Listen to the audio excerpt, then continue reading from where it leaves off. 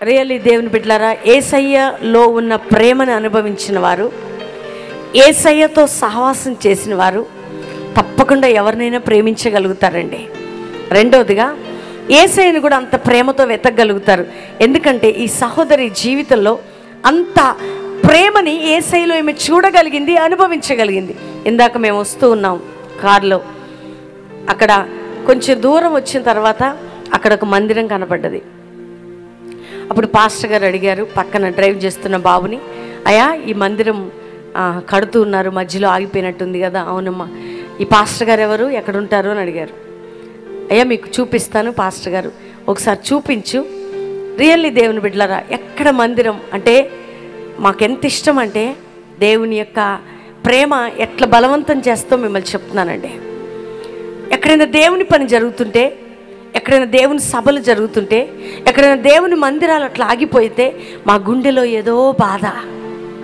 ఎందుకంటే అయ్యో నా ప్రభు పని ఆగిపోయిందే, అయ్యో నా ప్రభు ఎంతగా బాధపడుతుంటాడో, ఆయన పని నిలిచిపోయింది అని. మేము ఇక్కడికి రాగానే మాతో కార్ డ్రైవ్ చేస్తున్న బాబు ఆ సేవకుడిని, దైవ సేవకుని దగ్గర తీసుకొస్తే దైవజనుడు ఎందుకో ఇన్స్పైర్ అయ్యి ప్రార్థన చేశాడండి. ప్రభువా నీ మందిరం త్వరగా కంప్లీట్ అయిపోవాలి, ఆ మందిరం గ్రాండ్గా ఓపెన్ అయిపోవాలి, ఆ మందిరం నిన్ను ఆరాధించే ప్రజలతో నింపబడాలి. రియల్లీ దేవుని బిడ్డలారా, అంటే దేవుని ప్రేమని ఎరిగితే, దేవుని ప్రేమలో నిలిచి ఉంటే, దేవుని ప్రేమని రుచి చూచిన వారు, ఆయనని చూసిన వారు, ఆయనని వెతికిన వారు ఆ ప్రేమతోనే నడవగలుగుతారు. నీది నాది అనే తేడాలు ఉండవండి. నీ సేవ నా సేవ, నీ సంఘం నా సంఘం అనే భేదాలు కూడా ఉండవు. ఎందుకంటే ఆ ప్రేమ ఒక హృదయంలోకి వస్తే అది ఎవరినైనా ప్రేమించగలుగుతుంది. అది యేసయ్య ప్రేమ. చూడండి, అది మనం నేర్చుకోవాలి. ఇప్పుడు మేము మేము వెనక ఓ మందిరాన్ని చూసాం. 2012లో వచ్చినప్పుడు ఆ మందిరం చూసాం. ఇప్పుడు కూడా ఆ మందిరాన్ని చూస్తున్నాం. మాకెంతో భారం అనిపించింది. ప్రభువా దావీదు మందిరం కట్టేటప్పుడు తన కుమారుడైన సొలొమోను మందిరం కడుతుంటే ఎంతగానో ప్రయాసపడతాడండి.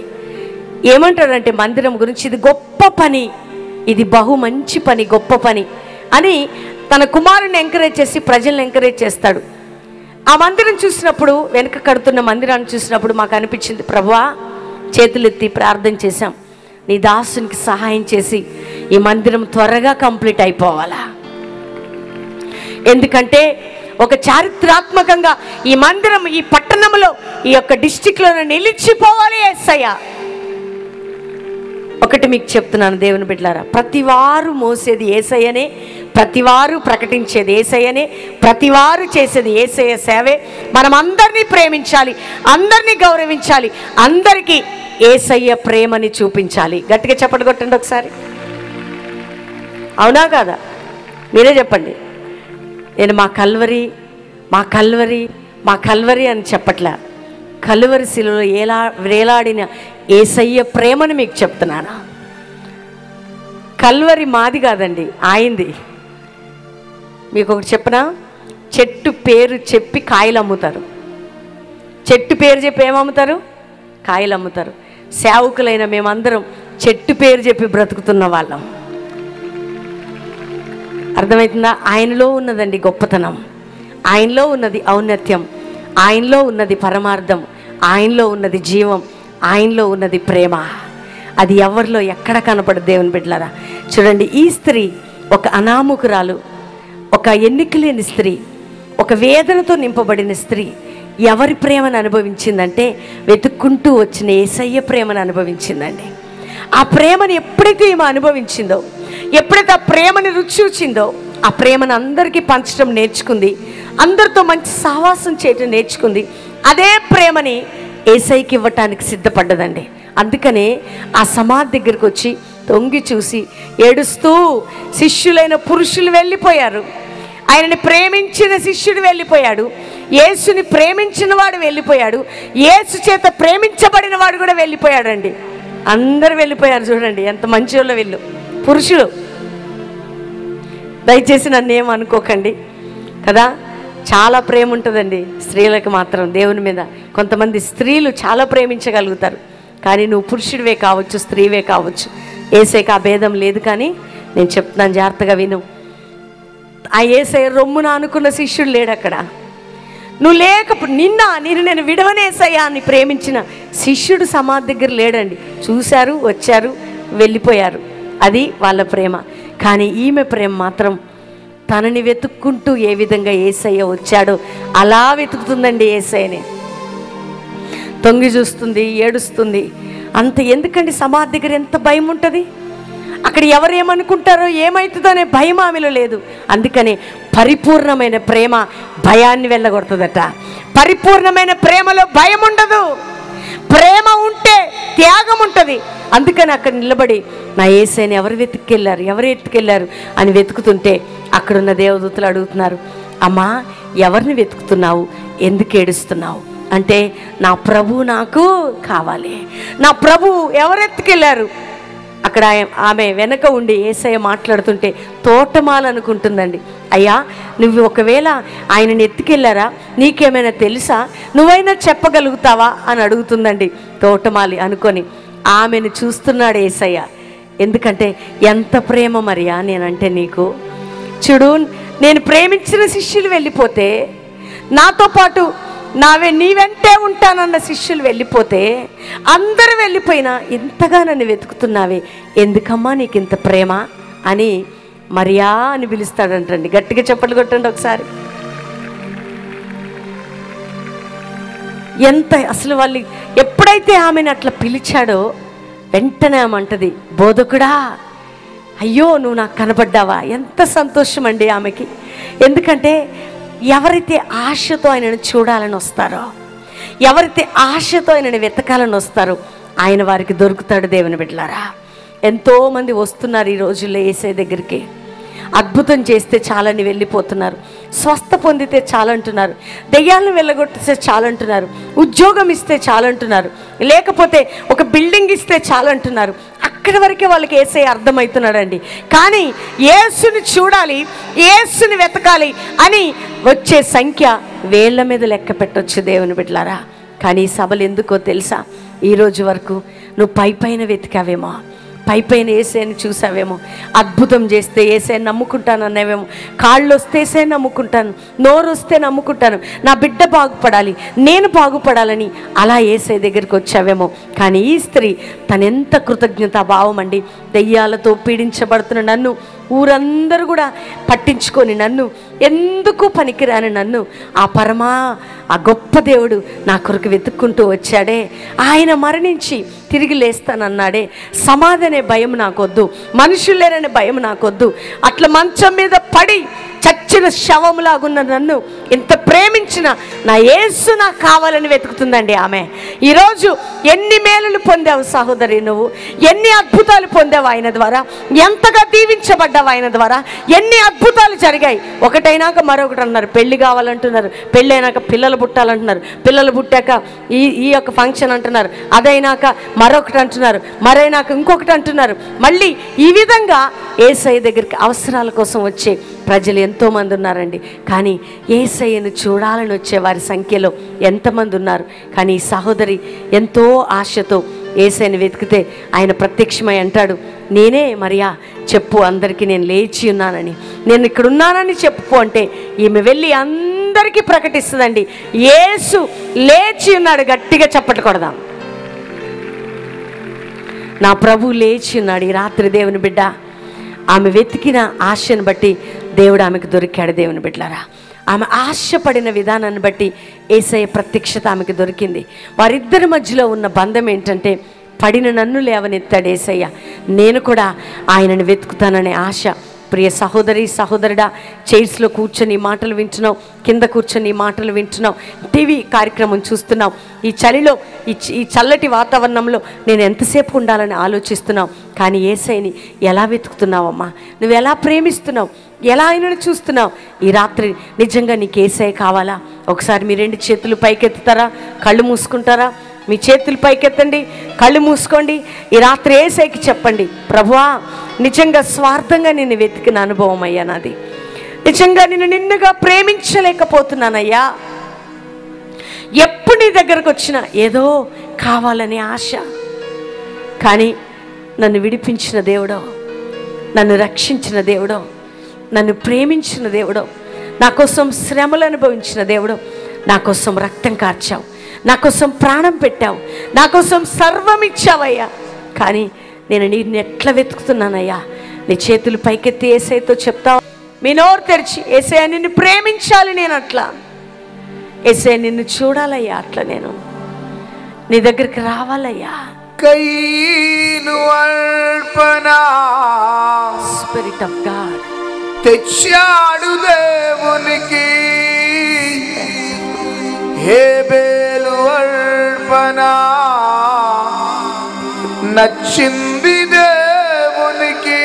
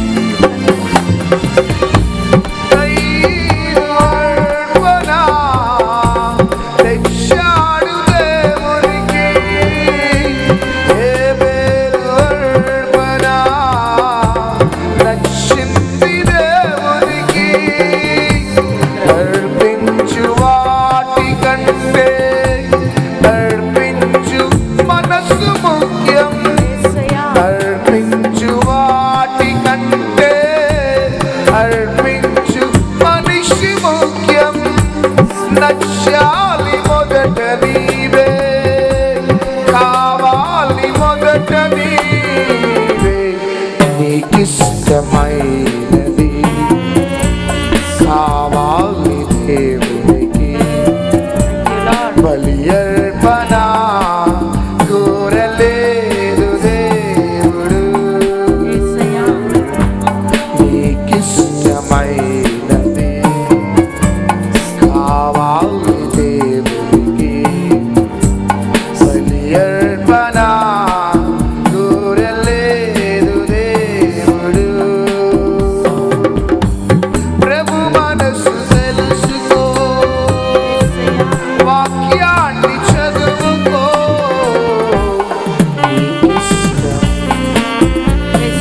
నీకే స్తోత్రం నాయనా.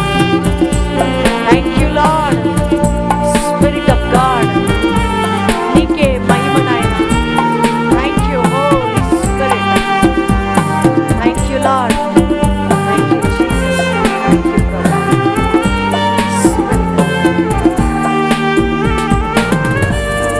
గట్టిగా చప్పట్లు కొడదాం యేసయ్యకి. రియల్లీ దేవుని బిడ్డలారా, స్త్రీని అనేది మర్చిపోయింది. ఎప్పుడైతే యేసయ్య తనని బాగు చేశాడో తన హృదయంలో యేసుకు తప్ప చోటు ఎవ్వరికి ఇవ్వలేదండి. ఆమె తన జీవితంలో తనకిష్టమైందంతా వదిలిపెట్టుకుంది, యేసునే వెంబడించింది ఆమె. చూడండి, బైబిల్ గ్రంథంలో అబ్రహాముకి లేక లేక కుమారుడు పుడతాడు. మొదటి దినాన్ని మీకు చెప్పా, అందమైన కుమారుడు, చక్కటి కుమారుడు ఇస్సాకు. అబ్రహాము జీవితంలో వేచి ఉండి ఉండి తీసుకున్న బ్లెస్సింగ్ ఇస్సాకు, నవ్వు, సంతోషం. కానీ దేవుణ్ణి చాలా ప్రేమించాడు అబ్రహాము. దేవుడు కూడా అబ్రహాముని ఎంతగానో ప్రేమించాడండి. దేవుణ్ణి మంచిగా వెతికే అనుభవం ఎవరికి ఉందంటే అబ్రహాము జీవితంలో ఉంది. దేవుడు అది చూసి అబ్రహాముని బ్లెస్ చేస్తాడు దేవుని బిడ్డలారా. అయితే ఒకానొక సమయం వచ్చేటప్పటికి అబ్రహాము నన్ను ప్రేమిస్తున్నాడో లేదో అని పరీక్షించడానికి ఒకరోజు అబ్రహాముని పిలిచి అంటాడు, అబ్రహామా, నీ ఒక్కగానొక్క కుమారుణ్ణి నాకు బలిగా అర్పించమంటాడండి. ఎంత బాధ కదా. ఎందుకు చెప్తున్నానంటే దేవుణ్ణి ప్రేమించటం, దేవునికి అర్పించటం, దేవుణ్ణి వెతకటం వారి జీవితాల్లో ఏ విధమైన సమర్పణ ఉంటుందో మనం తెలుసుకోవాలా. ఒక్కగానొక్క కుమారుడు, ఒక కుమారుని ఆల్రెడీ పంపించేసేసాడు, అయిపోయింది. ఈ కుమారుడు వాగ్దాన పుత్రుడు, ఇతని ద్వారా ఇస్కరేణువుల వలె సంతానం విస్తరించబడుతున్నాడు దేవుడు.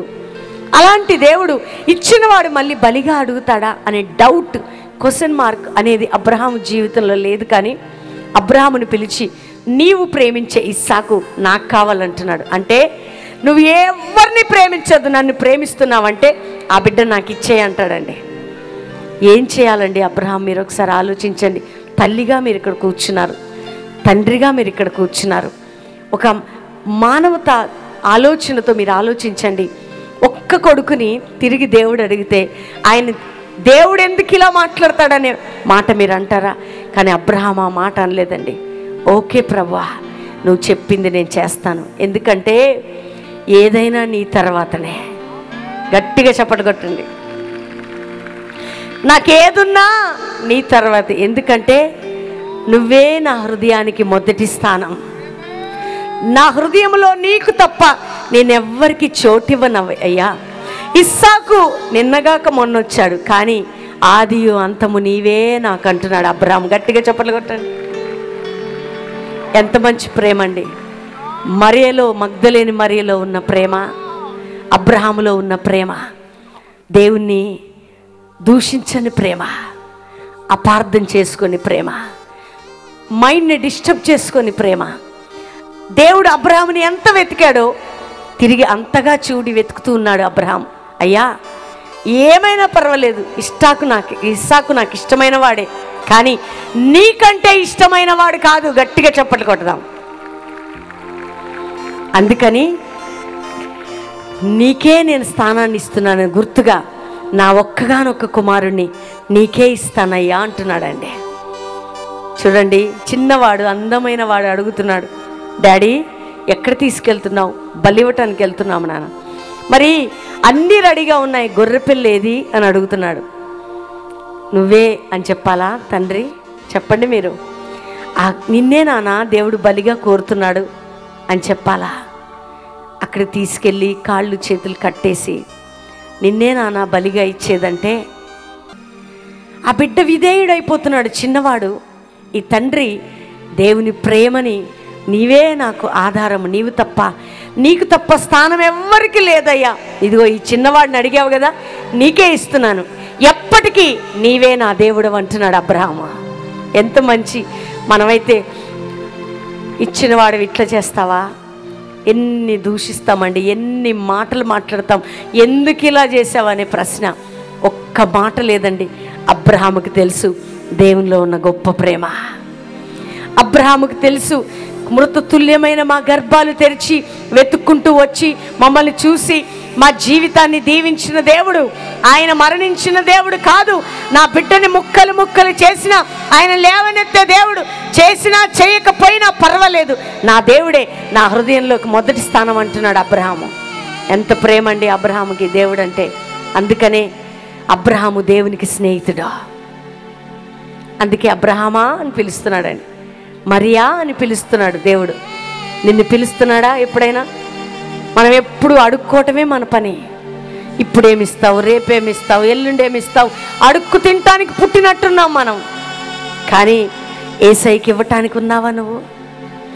ఆయన నన్ను ఎట్లా ప్రేమించాడు అలానే ప్రేమించడానికే కదా ఈ సభలు, ఈ యొక్క ఇయర్ ఎండింగ్లో, ఈ హుబ్లీ పట్టణంలో, ఈ చలిలో నిన్ను కూర్చోబెట్టి ప్రభు ఎందుకు మాట్లాడుతున్నాడంటే, నేను నిన్ను ఎంత ప్రేమించానో తెలుసా, నేను నిన్ను ఎంత వెతికానో తెలుసా, నువ్వు కూడా నన్ను అంత ప్రేమించాలని యేసయ్య నీ నుంచి అదే ప్రేమ కోరుతున్నాడు. సహోదరి సహోదరుడా, అబ్రహాము దేవుని ఎంత ప్రేమించాడంటే తన ప్రియమైన బిడ్డని ఇవ్వటానికి కూడా వెనుక తీయలేదు. కాబట్టి అబ్రహాముతో దేవుడు అంటాడు, నువ్వు నన్ను ప్రేమిస్తున్నావని, నాకు భయపడుతున్నావని ఈ కారణాన్ని బట్టి నేను తెలుసుకుంటున్నాను. చూడండి, నీ ప్రేమ పరీక్షించబడుతుందా? నీ ప్రేమ దేవుని క్రియారూపకంగా తెలుస్తుందా? మగ్దలేని మరియ ప్రేమ సమాధి వద్దకెళ్ళి యేసయ్యని వెతికిన ప్రేమ అండి. అబ్రహాము తన ప్రియమైన కుమారుని ఇచ్చిన ప్రేమ, అబ్రహాములో ఉన్న దేవుని ప్రేమ. ఈరోజు నువ్వు అనుకుంటున్నావు నీకు బిల్డింగ్స్ ఉండొచ్చు, కార్లు ఉండొచ్చు, హోదా ఉండొచ్చు, ఆస్తి ఉండొచ్చు, అంతస్తు ఉండొచ్చు, ఏమీ లేకపోయి ఉండొచ్చు. కానీ నీ బిల్డింగ్స్ కన్నా, నీ కార్ల కన్నా నీ హృదయంలో యేసయ్యకి ప్రేమ కావాలని అడుగుతున్నాడమ్మా. ఇంతగానే నీవు యేసయ్యని ప్రేమించాలని ఆయన కోరుతున్నాడు. ప్రభువా నువ్వు నన్ను ఎట్లా ప్రేమించావో నేను కూడా అట్లా నిన్ను ప్రేమిస్తానయ్యా. ఒక అమ్మాయి అబ్బాయిని ప్రేమిస్తే పిచ్చిదైపోతుందండి. అబ్బాయిలు పిచ్చి వాళ్ళు అయిపోతారు, అమ్మాయిలు పిచ్చి వాళ్ళు అయిపోతారు. కానీ ఈరోజు యేసయ్య కొరకు ఒక పిచ్చిదానిలాగా నేను వెతుకుతావా? యేసయ్య కొరకు ఒక పిచ్చిదానిలాగా మగ్దలేని మరియ సమాధిలో వెతుకుతుందండి.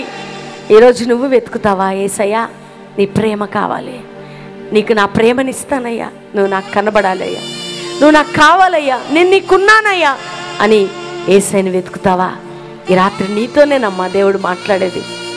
ఎవరిని వెతుకుతున్నావు? ఎందుకు వెతుకుతున్నావు?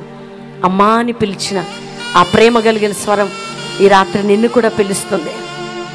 అమ్మా అని పిలిచిన ఆ ప్రేమాస్వరూపి స్వరం నువ్వు నన్ను ప్రేమిస్తున్నావా అని అడుగుతుంది. అబ్రహాం ప్రేమించినట్టు ప్రేమిస్తున్నావా? మగ్దలేని మరియ ప్రేమించినట్టు ప్రేమిస్తున్నావా? నేను నాతో ఉన్న టీమ్స్కి చెప్తుంటానండి, మీటింగ్ అయిపోయినాక చలికాలం అని ఎండాకాలం అని మనము చేతులు ముడుచుకొని పడుకోవటానికి రాలేదు.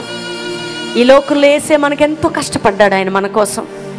ఆయన మనం ప్రేమిస్తున్నామంటే ఈ చలిలో కూడా మనం పరిచర్య చేయాలి, ఎండలో పరిచర్య చేయాలి, వానలో పరిచర్య చేయాలి, మనం కష్టపడాలి. మన ప్రేమని క్రియారూపకంగా యేసయ్యకి చూపించాలా? రియల్లీ దేవుని బిడ్డలారా, క్రియారూపకంగా మరియా యేసయ్యకి తన ప్రేమని చూపించింది. అందుకనే మరియా నేను లేచానని అందరికీ చెప్పు అంటున్నాడు తన ప్రత్యక్షతనిచ్చి యేసయ్య. అబ్రామా నీవు నా కుమారుడివి, నువ్వు నా స్నేహితుడివి, ఎందుకంటే నీవు నాకంటే ఏది ఎక్కువ ప్రేమించలేదు. ఈరోజు నీతో కూడా మాట్లాడుతుండగా యేసయ్యా నువ్వు నన్ను ప్రేమించినట్లు నేను కూడా నిన్ను ప్రేమిస్తానయ్యా, నీకే నన్ను అర్పిస్తానయ్యా అని చెప్తావా? ఈ మాటలు వింటూ ఉండగానే అందరూ లేచి నిలబడదాం.